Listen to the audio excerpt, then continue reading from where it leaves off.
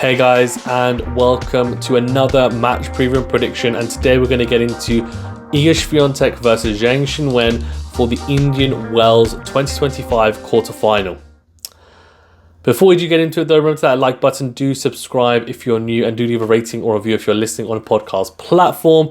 Also, shout out to our members as always, and click that notification bell so you get alerted to all new uploads on the platform.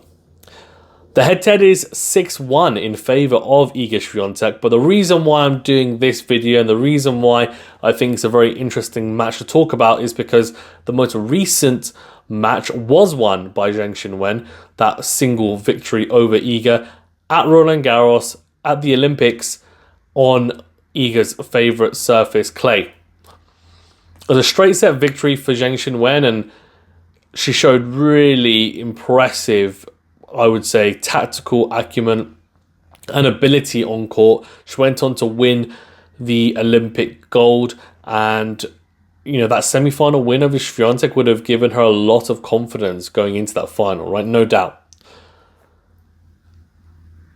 However, Iga, I think, will still feel pretty comfortable going into this match. She will be wary of that match at Roland Garros for the Olympics, but Indian Wells, like Roland Garros, is a tournament where she feels extremely comfortable. She's won the last 2 out of 3 editions.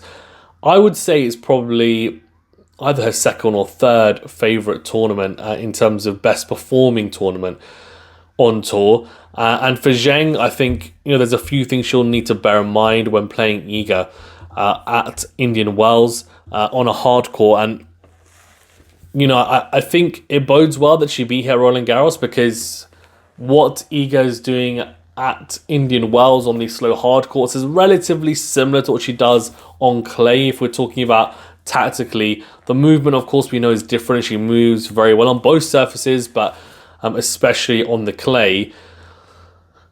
However, there have been some tweaks since that Olympic match with her serve, with her forehand especially as well, and probably changes longer term for the better, you would hope and expect. For Zheng Qinwen, she has had some ups and downs. Made the WTA finals, which was great. WTA finals, which was great. Hasn't really hit the height so far this year. She seems to be battling with, I think, an arm injury by the looks of it, given the strapping she's had on this tournament as well, and also prior tournaments. But yeah, Iga's looked dominant. Muchova wins 6-1, 6-1. She's not dropped more than 2 games in a match in this tournament so far. 6-2, 6-love versus Garcia, 6-love, 6-2 versus Yastremska, 6-1, 6-1 versus Muchova. So this is prime bakery Swiatek, who is handing out bagels and breadsticks at will. And the fact that she hasn't lost more than 2 games in a match is incredible. For Zheng, not quite as impressive, but she's not dropped a set either, beating Azarenka, Lulu San, and Marta Kostyuk. So, yeah, some good wins there as well. But this is now going to be the real test for her.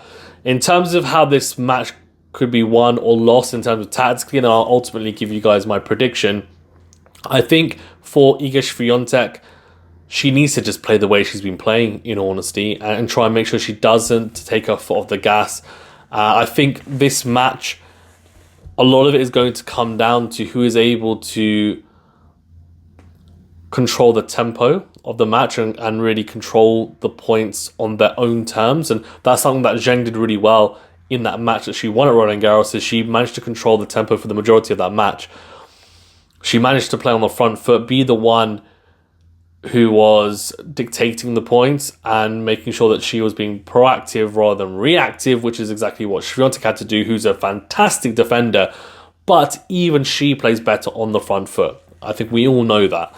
And that's why she's able to steamroll players like she does, because she has those offensive capabilities. So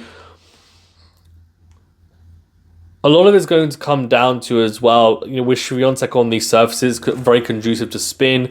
That is a big proponent of her game.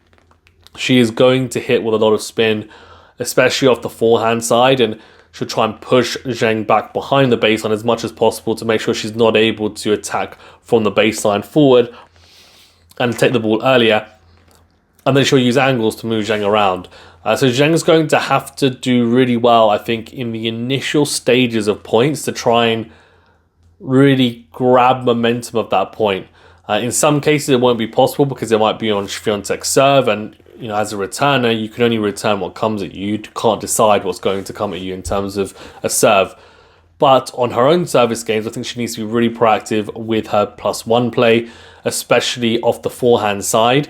The forehand, she can rip as well, the low topspin. Not quite as much as Swiatek, but she still has enough to really hit a heavy ball through these courts Indian wells and create damage for Swiatek. And she hits it with a lot of clean, crisp power as well. And the serve, the first serve, I know we talk about her having a low first serve percentage, but she does win a lot of first serve points. She has one of the best first serves on tour, I would say, when it's popping. And, she hasn't maybe hit the heights in this tournament on serve, and that could be to do with the arm, but she'll need to up the level against Swiatek on her serve, no doubt, against I would say, the best returner on tour in Iga. So that's going to be a big factor, making sure that she's proactive behind the serve, trying to get as many free points as she can, shorten the points when she can on her own service games. These courts are slow, so when I say shorten the points, it doesn't mean just necessarily just hitting an ace or hitting a +1 winner. It means trying to grab momentum early on in that point. So you're dictating, and then you can start, really putting your foot on the gas when you get that shorter ball, that easier ball to put away. I think for Zheng, it's going to be crucial. She's also going to have to probably suffer in some instances in the longer rallies, and that will mean trying to, at times, she might have to go into lockdown mode and rely on kind of consistency and shot tolerance, and maybe hit with a bit more variety, which she's pretty good at doing. She can hit, maybe not a moon ball, but she can hit with more height and more spin, and she can vary it up, Zheng. But of course, her shot tolerance is not as good as Iga's, but she's going to have to try and match her occasionally when she needs to, when Iga's on the front foot because it's on her own serve, for example.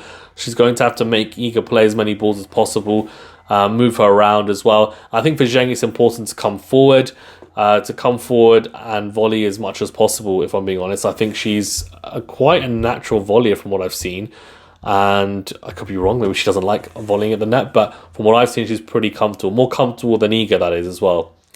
For Iga, as I said, she just needs to do what she's been doing. Her serve has been pretty good this tournament, especially because the courts are very conducive to spin, and with her second serve, I think it's attacked a lot on other surfaces, but on this surface specifically, her kick serve gets a lot of purchase, and it means that it protects her really on the second serve, and that's a positive for her. The courts and the conditions are very much suited to her, and off the backhand side, she hits a flatter ball like Zheng does, but she can still hit with a pretty high amount of topspin compared to some of the other women on tour.